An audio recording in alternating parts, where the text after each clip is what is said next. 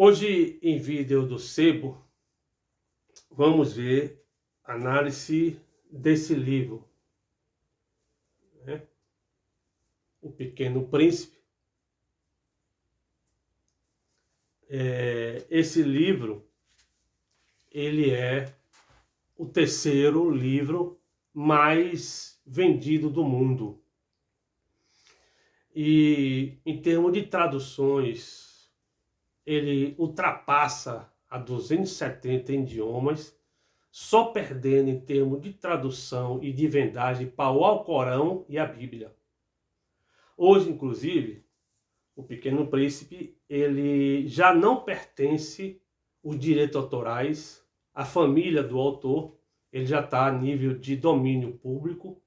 Qualquer editora, qualquer pessoa que tenha a capacidade de imprimir, pode imprimir, né? Pode reproduzir, fazer uma versão, não perdendo o contorno do histórico, mas ele hoje já se encontra sob domínio público. Para a gente entender esse livro, vamos dar uma explicação, né? Quem foi o autor e o que é que esse livro se reporta, O Pequeno Príncipe. Por que ele é o livro mais vendido, mais lido do mundo? Então, o autor é um francês, o nome é Marie Jean-Baptiste Roger de Saint-Exupéry. Esse é o nome francês, conde de uma família aristocrata na França, e que nasceu em 1900, e o Antoine Saint-Exupéry morreu em 1944. Qual é o período em que essa história ela é produzida?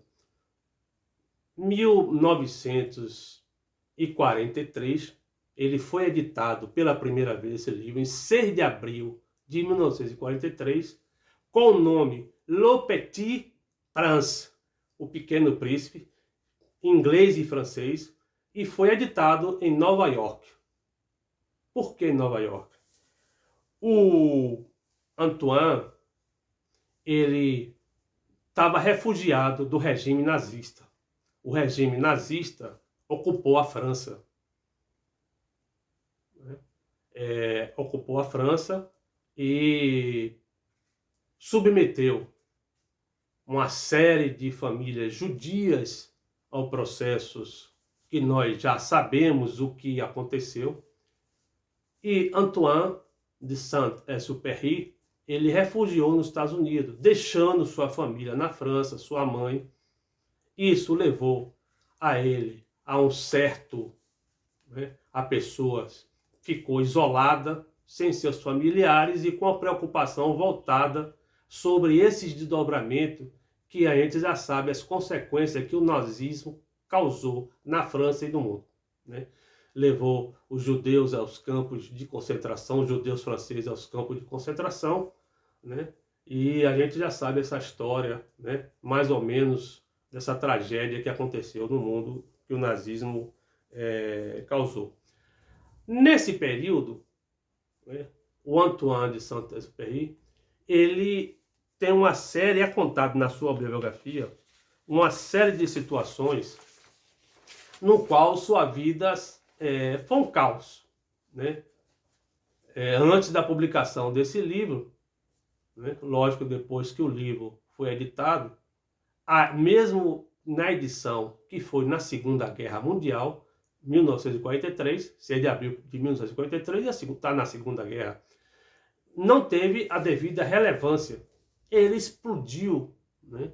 Um dos maiores filósofos do século XX, o Martin Heidegger, um alemão, disse que O Pequeno Príncipe é uma das maiores histórias existencialistas que existiu no século XX. Então, como é que isso começa, esse enredo? Começa com o Antoine, com 6 anos, ele tendo a vocação para pintura. E ele faz esse desenho aqui, que é o motivo da sua metáfora, sua simbolização em toda a história no livro. Né? Toda vez que ele perguntava, né, a partir de 6 anos, o que é que isso representava, as pessoas diziam que importância tem um chapéu. E ele ficava frustrado porque era uma jiboia que tinha engolido um elefante. E os adultos não conseguiam ver isso. E no livro é explicado, né, essas metaforizações, essas parábolas, esse simbolismo entre criança e adulto. O livro ele faz essa trajetória. Né? É um livro de criança? Sim. Um livro bastante...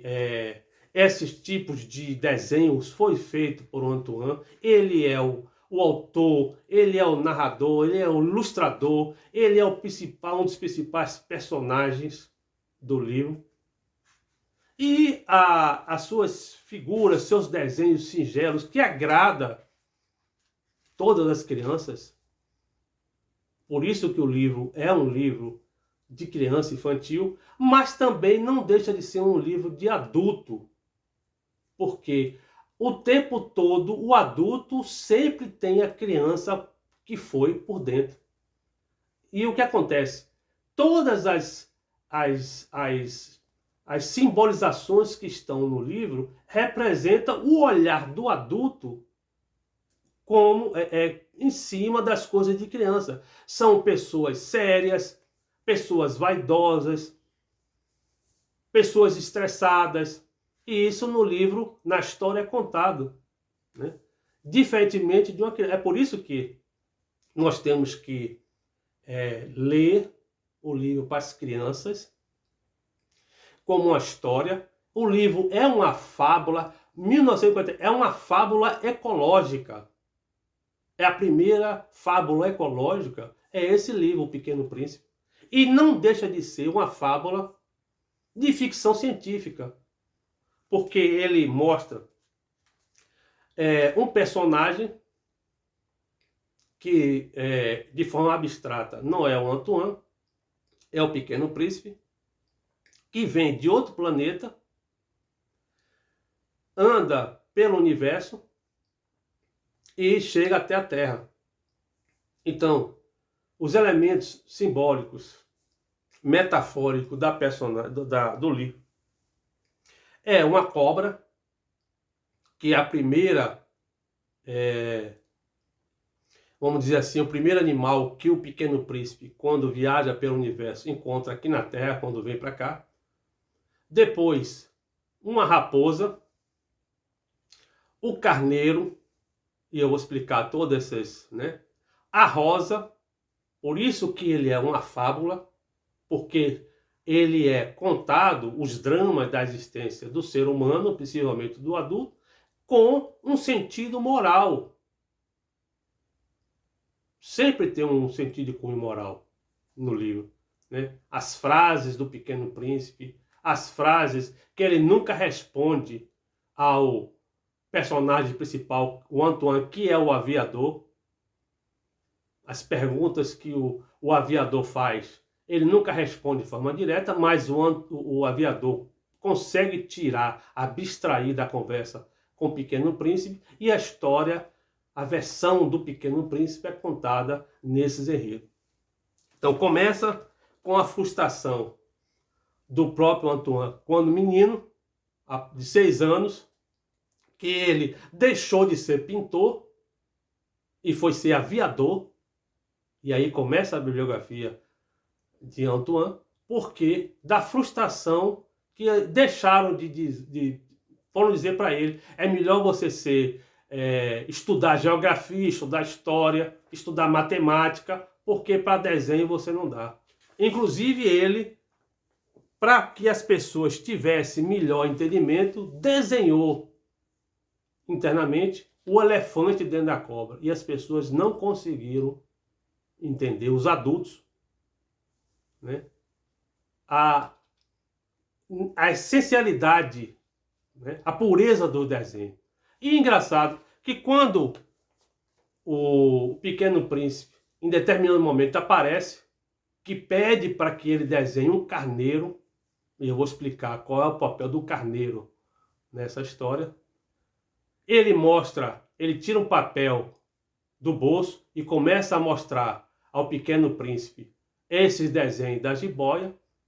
O Pequeno Príncipe diz logo na cara, uma criança diz logo na cara para ele: não quero que você, não quero que você me mostre a jiboia comendo elefante, eu quero que você me desenhe o carneiro. Isso mostra a forma como as crianças, nos seus juízos e valores, ela entende a vida, e os adultos, cheios de preocupações, cheios de responsabilidade, cheio de vaidade, cheio disso, daquilo, não consegue entender as coisas pelo coração, que é uma das frases famosas. Esse livro é cheio de frases, inclusive, de cunho moral, né? Você observa o mundo com os olhos de uma criança e formula suas percepções com as palavras de um homem sábio. E aí, a raposa, que também é um dos animais presente nessa história, diz: só se vê bem com o coração. O essencial é invisível aos olhos. A raposa que aparece na história de uma forma, do nada aparece a raposa, numa relação com a criança, pedindo que a criança mantenha, né, dentro das questões filosóficas, parabólicas que o livro tem, que tenha mais amor, amizade, porque na dor é difícil na vida você construir essas relações que são representativas para a caminhada para a vida. Muita gente não quer ou tem complicações e abandona uma relação de amor ou de amizade, mas é importante entender pessoas diferenciadas, que a dor ela vem com toda a dificuldade, mas é importante no caminhar da vida que sempre tenhamos tanto um amor ou uma amizade e que a gente sustente, porque a caminhada é difícil e longa. Então, o Antoine, ele é um piloto, ele se torna um piloto de avião civil no primeiro momento. Depois ele faz algumas incursões, né, com um piloto militar. Em 1930 acontece um fato que dá origem a essa história, foi que ele, em um voo da Líbia ao Egito, cai no Saara. O avião tem um pane e ele cai no deserto de Saara. Nesse momento, ele tinha em companhia um mecânico. Mas aí ele conta a história do livro, que é editado em 1943. Ele cai no deserto de Saara sozinho, e aí vê a imensidão de distância de onde ele está, do Saara, com algum tipo de aglomeração humana de alguma cidade. Era muito longe, muitas milhas de distância. Ele tinha que consertar o avião. E aí a água só dava para 8 dias, a comida só dava para 8 dias, e do nada ele termina esse calor do deserto Saara, que a gente não tem a menor noção. Quando a gente vê a temperatura aqui já incomoda. Imagina o deserto Saara. Ele acredita-se que alucinações, depois de um período de exaustão, ele dorme e do nada aparece uma criança no deserto pedindo que ele desenhe um carneiro. Ele, assustado, com os olhos, acorda com os olhos arregalados, né, procurando entender como naquele local ali que ele estava aparece uma criança ele começa a ter uma noção da geografia que ele estudou, que não era uma situação para um ser humano normal, uma criança estar ali, sem estar estressado, sem estar com sede, de forma natural. De onde apareceu essa criança? Né? E aí a criança pede que ele desenhe um carneiro. Ele mostra o desenho dele, quando ele fez, quando era pequeno, sempre carregou o desenho, e a criança diz logo, eu não quero uma jiboia engolindo o elefante, eu quero um carneiro. Ele entendeu a diferença do raciocínio, do pensamento de um adulto que não vê a simplicidade de uma criança, e nós, como adultos, temos a nossa criança que nós fomos um dia na vida, e ele logo disse, eu não quero uma jiboia, eu quero um carneiro. E ele começa mesmo fora de, sem muito tempo desenhar, esse tempo todo, começa a desenhar um carneiro, desenha 3 vezes um carneiro, a criança rejeita, dá risada, no seu juízo do valor, a criança diz, eu não quero um carneiro gordo, como esse. Eu não quero um carneiro, aí desenha outro. Eu não quero, esse carneiro tá doente. Desenha outro. Não, esse aí é um bode, não é um carneiro. Aí de repente ele viu que ele não conseguia, né, adequar, fez uma caixa, desenhou uma caixa com os buracozinhos e mandou que a criança olhasse. Ele disse, aí quando a criança abaixou, que olhou a caixa, no desenho a caixa, e levantou com o olhar, né, assim, satisfeito, ele viu que atendeu, a criança disse, mas o carneiro é bonito. Ele come muita grama? O carneiro disse, não, mas se você quiser eu posso desenhar uma estaca e uma mordaça com a corda para que ele não ande muito. Andar como? Andar em linha reta. Não, meu planeta é muito pequeno. E aí foi a resposta que ele foi aprendendo de onde veio o Pequeno Príncipe, que ele denominou logo de Pequeno Príncipe, né? E aí começou a entender, né, de que planeta. Aí começou na conversa a entender que o planeta era um asteroide, que era o tamanho de uma casa, que só morava o Pequeno Príncipe. Lógico, isso é uma história, né? Uma história existencial, no qual ele faz essa história, e não é à toa que é o 3º livro mais vendido, mais traduzido do mundo. Vou voltar a repetir, é uma história de criança? Sim. É uma história de adulto? Entre 7 e 77 anos, você tem que ler, como eu li quando criança, não entendi bolhufa, e li com 65 anos. Diferentemente do acúmulo que eu tenho na vida, das análises que eu adquiri sobre o Pequeno Príncipe, e cheguei ao ponto até de comprar. Quando eu comprei o livro que li, comprei mais 4, dei logo para meu neto de 1 ano. Ele não sabia ler, claro, pedi aos pais que lessem para ele, por causa das figuras.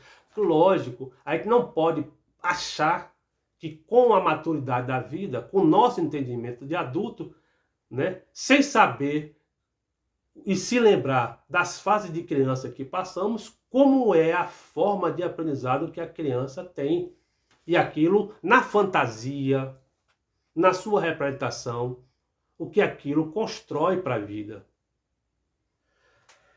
E aí ele disse, não precisa de muita grama, mas ele come água e tal, mas aí, para que você quer muita grama e tal? Não, porque ele queria que o carneiro serviria para ele comer os baobás.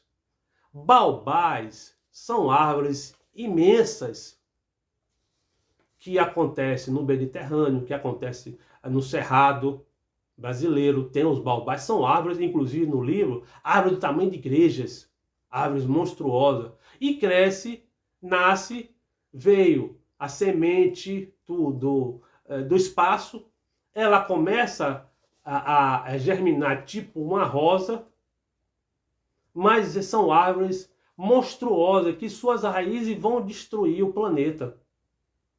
E ele quer um carneiro para que coma os baobás. e não gere uma contaminação. É por isso que é uma fábula ecológica. E aí entra a história, né? Ele desenhando o aviador para o Pequeno Príncipe, mostrando um desenho e dialogando para saber de onde apareceu aquela personagem do nada, né? Aqui esse asteroide do Pequeno Príncipe, ele foi descoberto por um turco em 1909. E aqui no Brasil, nós temos o adulto, ele faz as relações das coisas através de número. Qual é a sua idade? Quantos filhos você tem? Quanto não sei o que e tal. E sempre a gente é representado através de números. E o Pequeno Príncipe não vê assim. Mas se chegou ao entendimento através dessa descoberta do astrônomo, porque ele estudou geografia, estudou astronomia, ele era aviador, de que se tratava do asteroide B612, visto uma única vez por esse astrônomo turco. E o Pequeno Príncipe, ele passou, antes de vir para a Terra, nos asteroides que ele denominou asteroide 325, asteroide 326, asteroide 327, 328, 329, 330. E nesses asteroides, nessa viagem que ele fez, depois de lidar com uma semente que veio do espaço e nasceu, uma rosa, e essa rosa criou uma efetividade. Aí ele molhou a rosa emitiu sua flor e começou a trocar, né, com o Pequeno Príncipe essa relação. Mas a história conta que a rosa, né, essa rosa aqui é o Pequeno Príncipe com a rosa numa campana para proteger, porque ela se diz que ela não suportava a frieza, né? Ela era asmática, tossia, então era uma proteção. E ele, quando criou esse tipo de relação com a rosa, o seu planeta só tinha 3 vulcões, que ele limpava todo dia, um desativado, os outros 2 não estava ativado, mas tinha, né, um processo de ebulição, ele limpava os 3, e a rosa que nasceu vindo da semente do espaço. Ele criou esse tipo de relação afetiva com a rosa, mas achou problemático e fugiu do asteroide. Fugiu através de uma revoada de pássaros e veio parar na Terra, passando por esses asteroides. O primeiro asteroide, ele encontrou um rei, sozinho, um asteroide pequeno também, um rei na cadeira, só com a sua roupa de rei, a coroa e tal, um rei mandão, que disse, quando o Pequeno Príncipe chegou, um súdito, e aí o súdito abriu a boca bocejando, ele disse, eu proíbo que você boceje. O Pequeno Príncipe, mas eu não posso evitar, eu estou cansado, porque eu viajei e tal, eu quero que você boceje. O rei tem essa mania, quer dizer, representava o adulto numa estrutura de poder e que ele era mandão. Depois de uma série de conversas, ele foi para outro asteroide, e aí que está o asteroide 325, 326, 327, 328. Ele vai para um asteroide que encontra um vaidoso, um homem vaidoso, aquele que gostava que fosse elogiado. Apareceu um. O que é que você. Bate palma aí pra mim. Aí o Pequeno Príncipe bateu palma. Muito obrigado, você me acha bonito, aquele negócio todo. O homem vaidoso, que é o que o ser humano que vê no ser humano na Terra, né? A maioria das pessoas vaidosas, aquele negócio todo. Depois de uma série de conversas, ele viajou para outro asteroide, né? Encontra um bêbado. Um homem que só fazia beber. Frustrado, ele só se contentava bebendo. Por que você bebe? Ah, para esconder que eu bebo, que eu bebo. E aí foi, depois encontrou um astrônomo que não conhecia nada de astronomia, não sei o que e tal. E assim chegou à Terra. Na Terra, o primeiro animal que ele encontrou foi uma serpente no deserto. Uma serpente. Né? E a história, quando termina a história, essa serpente do deserto é que faz com que ele retorne ao planeta dele, ao asteroide, pela mordida venenosa, extremamente venenosa que essa serpente ela pica na perna do Pequeno Príncipe e diz que é a pessoa mais poderosa de que um dedo do rei. No deserto, o príncipezinho conhece a serpente dourada que fala sempre por enigmas e promete levar o menino de volta para casa. Acredita-se que a serpente na história aparece mais como a serpente da Bíblia, do paraíso de Adão e Eva, que tem o pecado e induz o pecado de Adão e Eva no paraíso, e que como ela decide entre a vida e a morte, então aparece essa serpente, né, que está sempre dialogando por enigmas com o Pequeno Príncipe, e que no final da história o morde.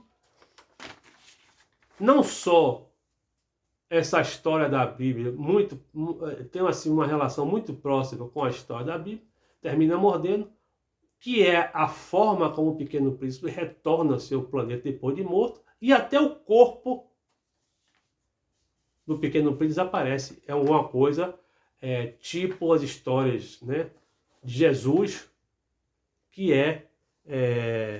no livro ele é simbolizado metaforicamente, né, mostrando os problemas existenciais.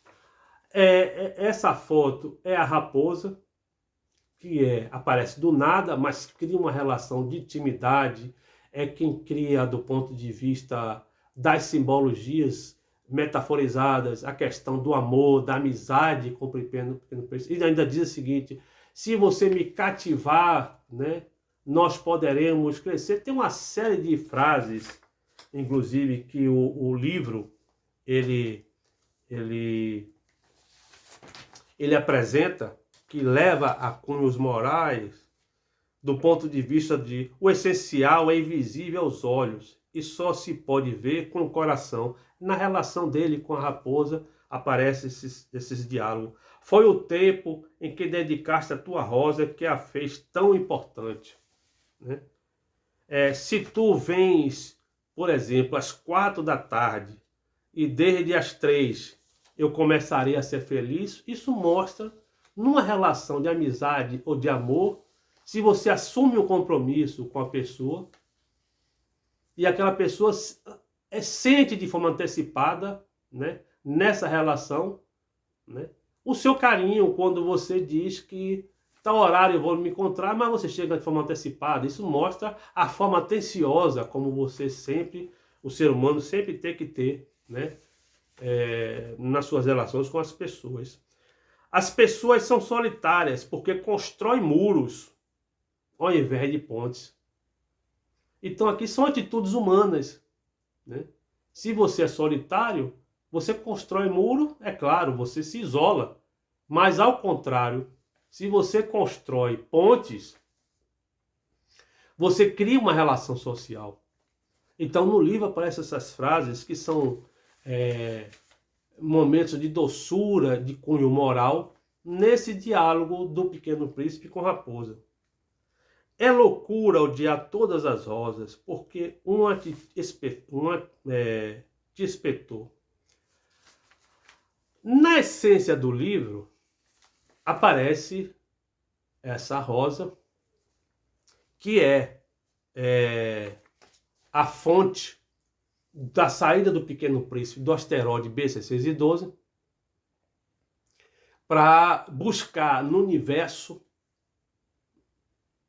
essa fuga dessa relação carinhosa que tinha com a rosa. Então, por isso que também ela é uma fábula de cunho, técnico-científico, em que aparece o universo. Primeira fábula que aparece o universo, planetas, né?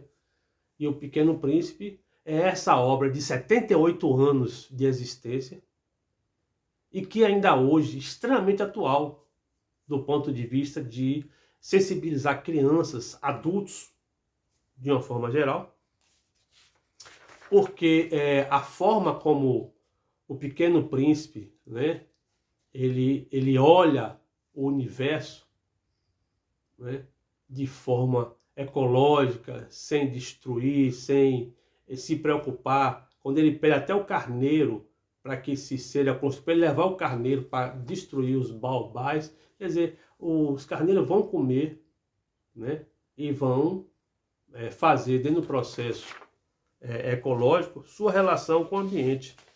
Aparece no livro uma representação importante, as estrelas, que sempre o Pequeno Príncipe contempla. Ele sempre fala do pôr do sol, né, que é importante. Chega ao ponto que, na conversa com o aviador, diz, não, para que a gente possa ver o pôr do sol agora, essa hora, é como se a gente fosse para a França e agora estaria vendo o pôr do sol. Mas é muito distante daqui para a França. Ele fez, no meu planeta, eu já consegui ver 44 vezes o pôr do sol num dia só. Pelo tamanho do asteroide B612, era só puxar a cadeira para trás ou para frente e ele via o pôr do sol.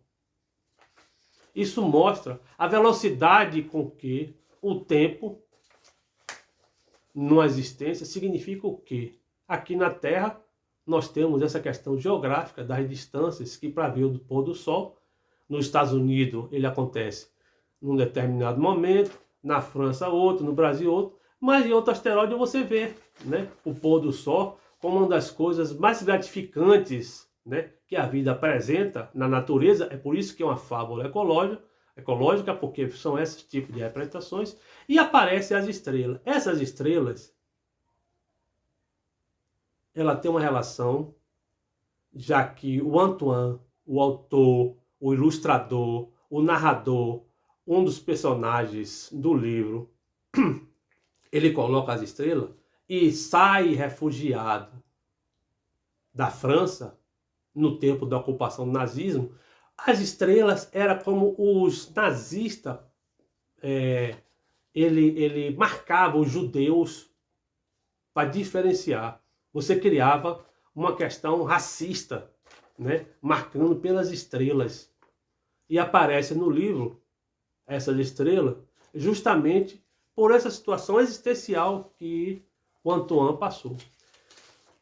Então, mas nessa conclusão toda, o que é que se chega? Quem é a Rosa caridosa, a Rosa ciumenta, a Rosa que criou todo esse contexto para a história do livro? É essa mulher aqui, Consuelo Sancin Sandoval Zacena, uma armênia que foi a grande paixão do Antoine. Ele, como teve, sua vida sempre foi uma vida de caos. Morreu com 44 anos, ao levantar voo da Córcega para ir para o Mediterrâneo, para inspecionar manobras do exército nazista, nunca mais voltou. Nem seu corpo foi achado. Pressupõe-se que ele foi abatido nessa excursão. E a Consuelo, que é a representação no livro do Pequeno Príncipe dessa Rosa, que é toda a história, ela conta através da Rosa, que é Consuelo, era a sua mulher, que teve um casamento de 13 anos com Antoine, de forma extremamente complicada, porque Essa aqui é a Consuelo. Era uma armênia de El Salvador. Nasceu em 1901 e faleceu em 1979. Ela, inclusive, quando faleceu, ela era artista plástica e poetisa. Escreveu um livro, Memórias da Rosa, no qual ela conta suas relações com Antoine. Ela não publicou. Esse livro foi publicado, Memórias da Rosa, foi publicado em 2000, a partir de 2000, já dela morta, no qual ela mostra suas idas e vindas no seu casamento de 13 anos com Antoine, né?